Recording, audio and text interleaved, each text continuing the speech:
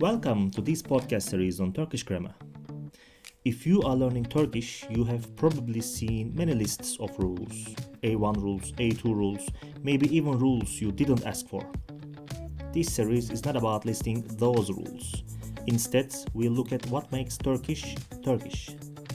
The parts that non-native speakers often find interesting, confusing, or difficult to explain, even when they know the rules.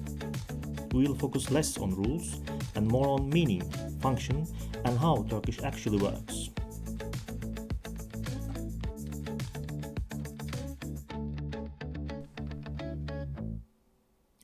Welcome back to Turkish Way, How Turkish Works.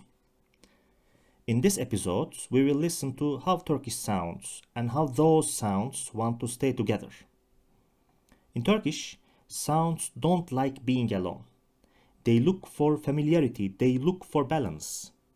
This is why sound harmony is so central to Turkish, especially when suffixes are added. Learners are often told that Turkish has a lot of sound rules, vowel rules, consonant rules, and very quickly the language can feel heavy, mechanical, rigid, hard to remember. But the logic underneath is actually simple. Not grammatical, but physical. Let's start with vowels. Turkish has 8 vowels. 4 of them are back vowels. A, I, O, U. And 4 are front vowels. E, I, Ö, Ü. When you pronounce a back vowel, your tongue stays toward the back of your mouth. When you pronounce a front vowel, your tongue moves forwards. Now, here is the key idea. In Turkish, a vowel wants the next vowel to feel similar. Let's hear this. Say this word out loud. Araba. Now at the plural suffix. Arabalar. Say it slowly. A-ra-ba-lar. Now try this instead. Arabalar. You can feel it immediately. It doesn't sit right. Your mouth resists it because araba contains back vowels.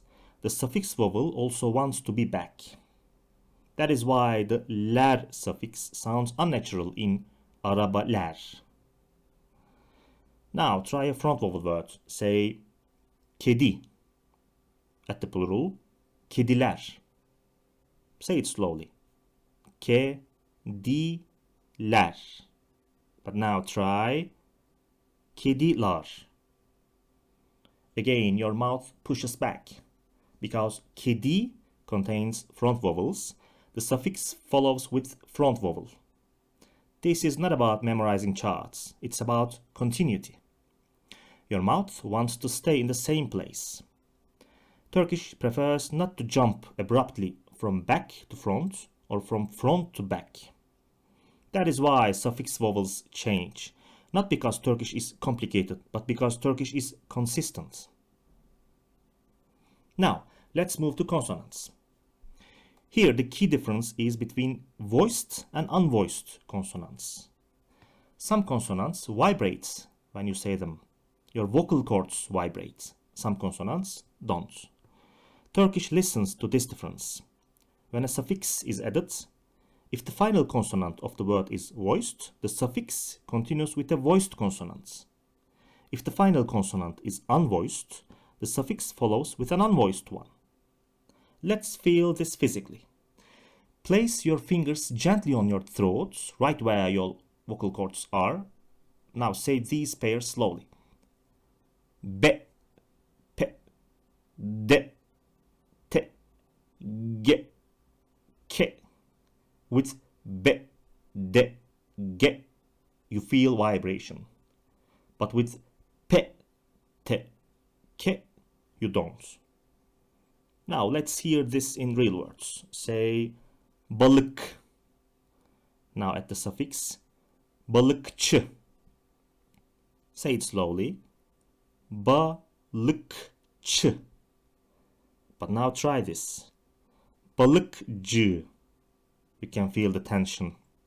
Balık ends with an unvoiced consonant, so the suffix also chooses an unvoiced one. But in balıkçı. Cı is the voiced form of this suffix. Now try a different word. Say akıl. Now add the suffix akılcı. Say it slowly. Akılcı. But now try akılçı. Again, it feels wrong. Because akıl ends with a voiced consonant, the suffix follows with a voiced one. Not ç, the unvoiced form, as in akılçı. Once again, the logic is the same. A sound looks for a sound like itself. Voiced prefers voiced, unvoiced prefers unvoiced. Not because of a rule to memorize, but because the language prefers continuity. Your mouth already understands this logic. You just have to let it notice. This is why sound harmony matters so much in Turkish. It's not a list of exceptions. It's not a system to calculate. It's a habit of sounds. And once you start hearing that habit, suffixes stop feeling random. They start feeling natural. If you would like to explore these patterns more closely, you can continue with the Turkish lessons on italki offered under the profile Sertaç. There we take the time to slow things down, working through examples, practicing together, and focusing on how Turkish actually feels when you use it. And interestingly, in Turkish, this attention to how something is formed doesn't stop at sounds. Turkish often wants to know how close you are to what you are talking about.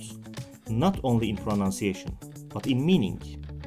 In the next episode, we will look at the past, not as a timeline, but as a question. Did you see it happen, or did you learn about it later? Because in Turkish, even the past changes depending on how you know it. Thank you for listening. Bye for now.